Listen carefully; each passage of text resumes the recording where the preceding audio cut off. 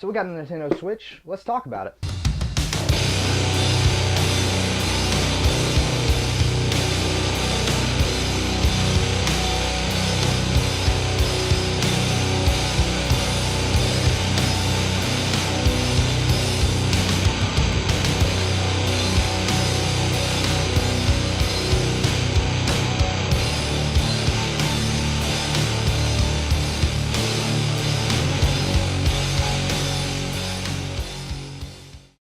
Alright, so as I'm filming this, I've had the Nintendo Switch for a few days now. And I gotta say, I really love this thing. Like, it's kind of exceeded my expectations. I'm a big handheld gamer, and I've always been for things like the Vita, the 3DS. Even back in the day, the Game Boy Advance was like my favorite. And I think that this really delivers on a handheld point. Probably the best handheld that we've had, period, honestly. It's super comfortable in your hands. The buttons feel nice. And the screen is beautiful. I love the screen on this thing. But everything about it it's really quality, more quality than what I'm used to with some of Nintendo's older stuff. Like, it doesn't feel like the Wii U tablet where it's like really plasticky and kind of like Fisher Pricey feeling. I mean, it's definitely plastic, but I mean, it's not. It's just got a better feel to it. It feels hefty. It feels nice. It feels like a quality product. Um, and I really like that about it. I mean, it's even got the built-in fan on it. I didn't even know that there was a fan on it until the other day. I was just holding it toward my face talking to somebody, and I felt a breeze, and I was like, "What is that?" That's the fan. It's never gotten really hot in my hands, and you never even hear it. That's kind of crazy how that is. It's so compact. It's really weird to think that the whole system is in this unit right here. Now, here's my Vita, and if you want to compare it to the Vita, I mean, the screen size is probably about the whole Vita fits onto the screen almost. The screen's a little bit taller, a little bit wider. Um, and as thickness goes, it's about the same thickness. I've got the Slim Vita, the Vita Slim. It's about the same thickness as that, but the buttons are a little bit bigger on the Switch, and the thumbsticks are definitely bigger on the Switch. Um, and there's definitely more room to grip it. Plus, the Switch also has the extra trigger, which the Vita does not have, which is pretty nice. Um, but it's pretty similar to that. As far as the games go, though, with the Vita and the Switch, uh, the Switch and Vita games are actually surprisingly kind of similar. Actually, I got the game in this one. But the cases, as you can see, the Switch case is definitely taller than the Vita case. But the Vita case is the same thickness. If you look at it, they're the same thickness, but the games themselves are pretty much the same height and everything. The Switch games are just a tad bit thicker, but they're really, really tiny. Uh, and it's really similar to the Vita cartridges. Um, One thing I do like about the Switch, though, that the Vita doesn't do is whenever you put the Vita games on the Vita, it downloads the entire game to the Vita, which is nice, but it takes up a lot of memory, and the memory cards for the Vita are really expensive. First of all, the memory cards for the Switch are non-proprietary, so you can get any kind of memory card, any affordable memory cards, and it'll work just fine.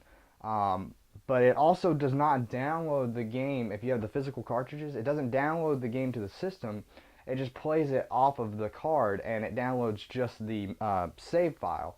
So if you buy physical, you really don't even probably need to worry about getting a memory card. But definitely you're gonna want a memory card for like downloadable titles and stuff, because it'll fill up fast. There's definitely gonna be a lot of things to put on this, and so that's that. And then as compared to the 3DS, this is a 3DS XL, the new 3DS XL.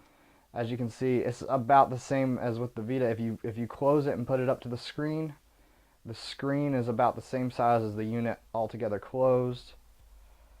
And then if you open it up, the screen on the inside of the 3DS compared to the screen on the Nintendo Switch, the Switch screen is still bigger, but they're about the same height, it looks like. It's just wider, maybe a little bit taller. Um, and yeah, definitely the Switch is more comfortable with the shoulder buttons. You know, the new 3DS has the two shoulder buttons side by side, where the shoulder buttons are like a normal controller on the Switch, and it's back to back there. And as far as the games compared to that, you got the game cases here, and definitely the Switch case is thinner and taller. But yeah, definitely both portable still. Um, Now with the Switch as a console, it's surprising because when I was getting the Switch, I was definitely thinking I'm going to use this probably solely as a handheld. And when I got it that night, I started playing Zelda, which is amazing, by the way. Zelda's fantastic, maybe my favorite Zelda game, period. I started playing it handheld, and I was like, oh, this is awesome. I want to try it on the console. And so I plugged it in, and just like that, it literally just went to the screen, and I put the little Joy-Cons in the grip here, and the Joy-Cons in the grip is actually more comfortable than I thought it'd be. I don't have the biggest hands, so maybe that's why, but I could comfortably play it like this and not be bothered, and it looked beautiful on the TV. I didn't have that issue that a lot of people are experiencing where the left Joy-Con is not syncing.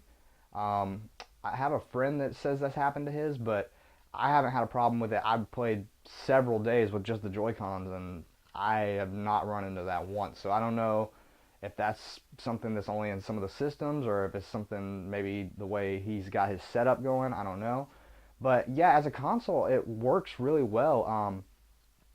The dock that it's in is super tiny, and so I set it on the entertainment system next to my PS4 and my Xbox One.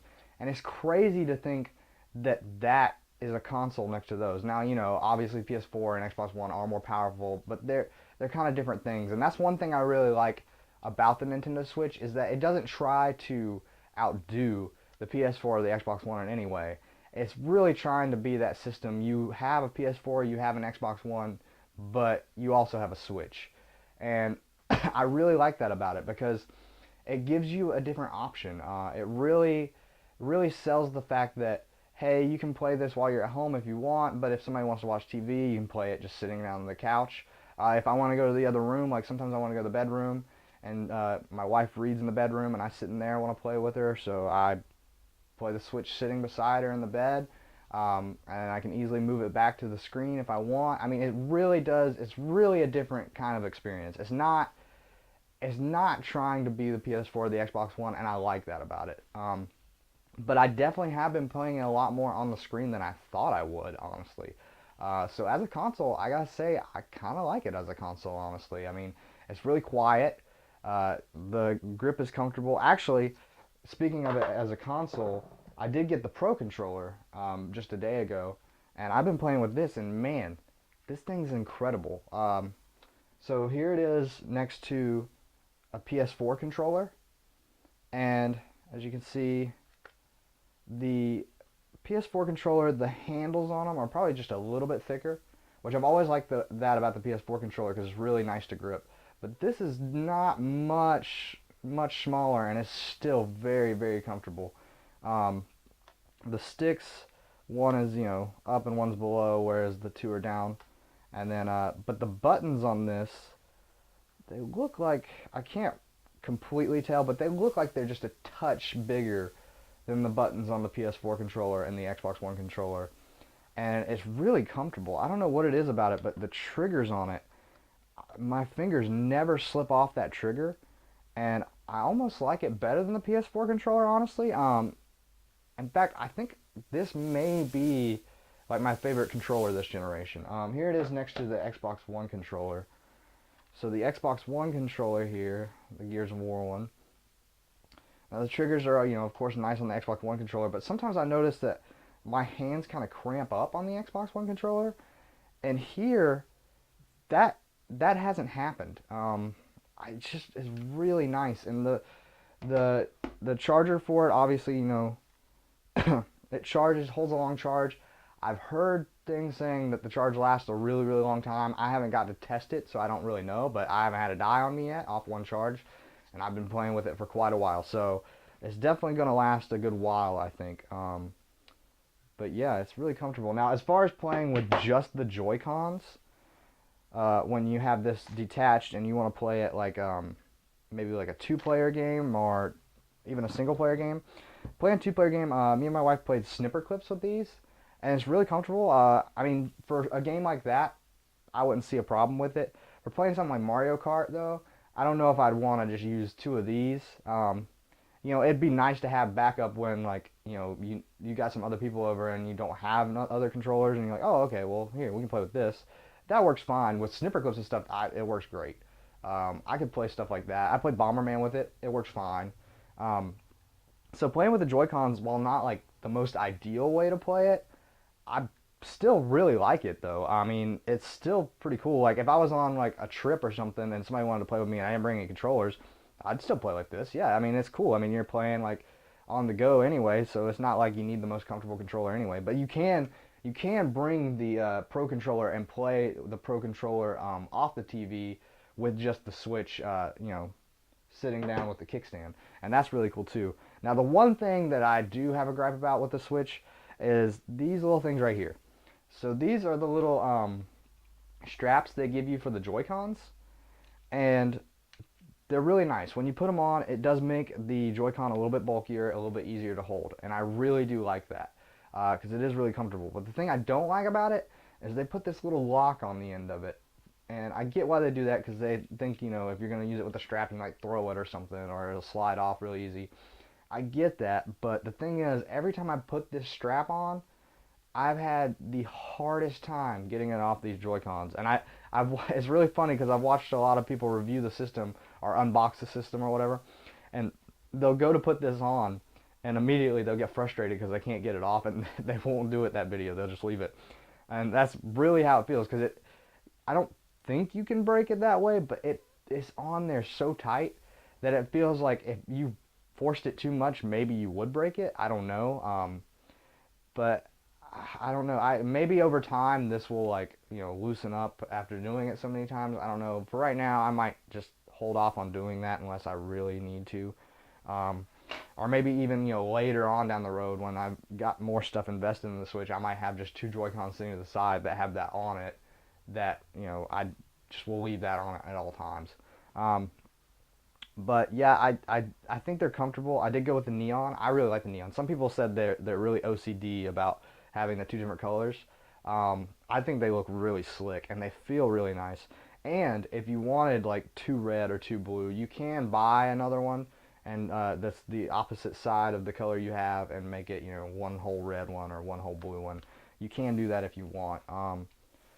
But yeah, one thing I do recommend though, if you're gonna get a Switch, you probably should get a carrying case right off the bat, especially if you're planning on taking it anywhere, because that screen's big, and if you just throw it in a bag, it's definitely gonna get scratched or something. These cases are pretty standard with Nintendo. This is one of the Nintendo official ones, the Breath of the Wild one, and it's just what you can expect from like if you've had a 3DS and you had a 3DS case, same deal.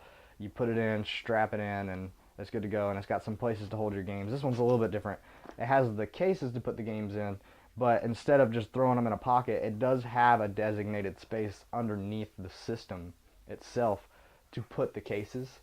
So that's pretty nice about it. And you strap it in. But you're definitely going to want to get a case, I think. But yeah, so far with the Switch, I've really enjoyed it. The games that are on it right now, obviously I played a lot of Zelda. I played Bomberman, really fun. If you like old school Bomberman, I think you'll have fun with it. Maybe not for $50, I don't know, but it's really fun. I didn't pick up 1-2 Switch. I didn't feel like doing all the party games and stuff right now. But Snipper Clips is awesome. Definitely a great game if you want to do any kind of multiplayer stuff. Do Snipper Clips for sure. But I think if you're wanting a Switch, I would say just go ahead and get one, especially if you like handheld gaming. If you like handheld gaming, I don't think you're going to be disappointed at all. And if you're a fan of Nintendo and you like handheld gaming, it's a no-brainer. Now, if you're solely a console gamer and you don't like handhelds at all or anything, I don't know. I would maybe wait. play one first. I like I said, I like it on the console setting and stuff, but I mean, if you're just like, oh, I want my first person shooters and all that stuff, I highly doubt. Like, I mean, this is it's probably going to be like a normal Nintendo system where it's mostly Nintendo first party games. You'll get some third party games that are, like Bomberman or different things like that, and there may be some ports here and there, but I don't think it's going to get like, all the big third party games coming to PS4 and Xbox One. And I don't really think it needs it. Because, like I said, this is a system you want to have alongside a PS4 or alongside an Xbox One as something else to play, just for the Nintendo titles or for the smaller titles or for on the go and stuff.